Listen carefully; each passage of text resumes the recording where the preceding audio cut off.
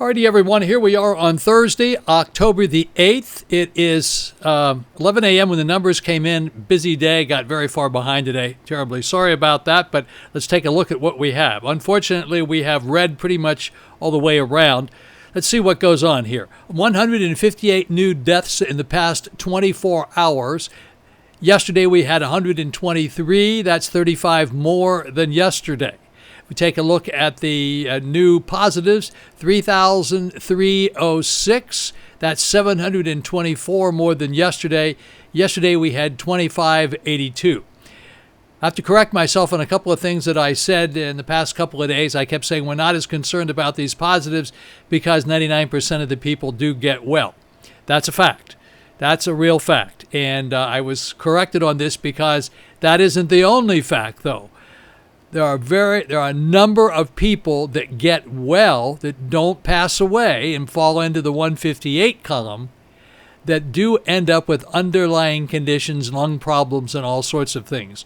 So it's not to say that everybody over here is going to be fine. I've been saying that for quite some time, and I'm wrong. They're not going to be fine. Majority of the people will be fine, but there are a number of people that will not be fine, and they will have underlying issues with respect to their respiratory system and so forth, maybe even their heart. So more about that on another day, but I wanted to stand corrected because I don't want to give the false impression it's no big deal over here if you get COVID-19, and you're going to get better anyway, so don't worry about it, just as long as you don't follow into the death column.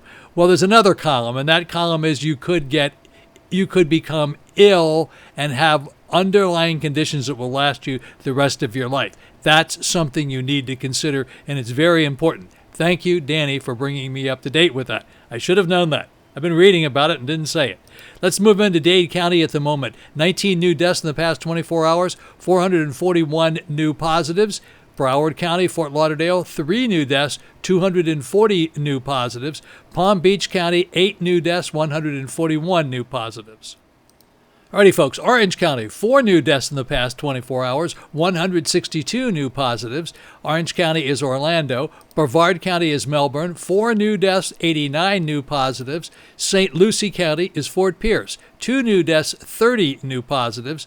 Martin County, 1 new death, 19 new positives. And then here in Indian River County, where I am, no new deaths to report. That's a very good thing. We're happy about that. 30 new positives, and of the 30 new positives, 3 of them were in 32960 zip code. 1 of them was in zip code 32963. I'm going to take you up top here. I want you to look at one other number. It's over here on the right. I should have showed it when I was there. This is our daily testings versus positives. Today is 4.56. It was above 5 yesterday. Now it's 4.56. We always need to stay under 5 and hopefully build on that and keep going lower.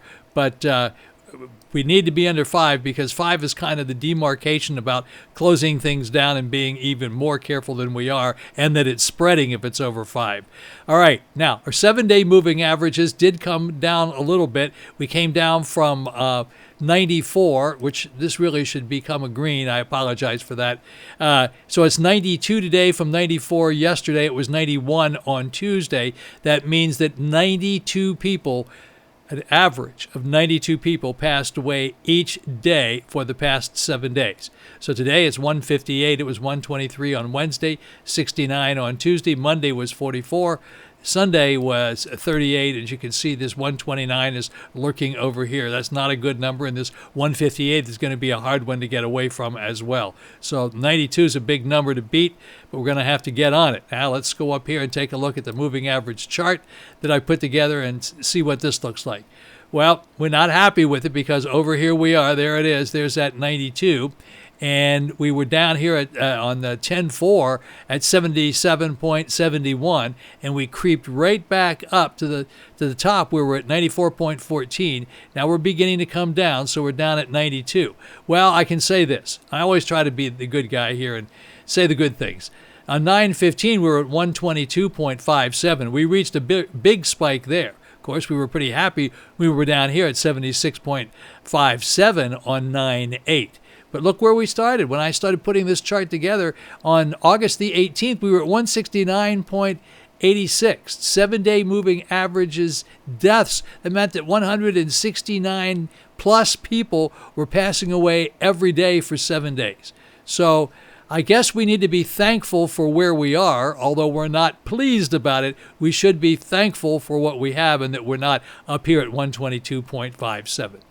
All right, here we go with the United States, taking a look at yesterday, this would be the past 48 hours, and this is for new deaths in the past 48 hours. Florida, unfortunately, was at the head of the pack, 123. Texas was second with 114. California was third with 97. Seldom are we out of that top three. That's just unfortunate. Georgia, our neighbor, was in fifth place with 30. Go down to Pennsylvania. Pennsylvania was in 7th place with 28. New York was in 8th place with 26.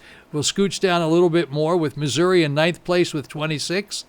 And let's go here, North Carolina in 11th place with 23. Got a daughter up there and a couple of granddaughters. In Ohio, 23 in 12th place. Let's go down a little bit further here and we'll check out Massachusetts. In 16th place, Massachusetts, 19 deaths reported in the past 24 hours in Massachusetts. In Kansas, 17 deaths, and it was in 17th place. Wisconsin is 16 in 18th place. Indiana, 16 in 19th place. For our Minnetonka friends in Minnesota, 14, you're up in those double-digit numbers again. Not so good. And then for Flyover Lizzie out there in Iowa, 14, you're in double digits, Lizzie. You got to get out there and pound the streets and get those people to social distance. Let's go down a little bit further here and see if there's any other states that we are very concerned about. We look a lot at Michigan. We have a Michiganders that live down here. 28th place, they had 8 positives in the past 24 hours. Utah in 29th place had 8. Idaho in 30th place had 8. Maryland, for Julie in Maryland, 33rd place with 6. That's single digits. That's good. And, okay, here we go with Danny up in New Jersey, 34 in 5th place. Down a little bit further, Colorado, 37th place with 4 new deaths. Down a little bit further, I don't think there's anything else that we pay a lot of attention to. Oh, yes, Connecticut, let's not forget that. 1 in 43rd place, only 1 death. That's very good. Rhode Island for Jay Grutman, 44th place, 1. And that ought to do it for our states for the United States. All righty, folks, let's go over here and take a look at the global view, as we call it. Global view, this is kind of late today. It's 2:04, and the global view says 7,570,173 cases in the United States. USA deaths, 212,154. Global cases, 36,306,189. And global deaths, 1,057,625. Okay, folks, those are the numbers for today. For Thursday, it was Thursday, October the 8th.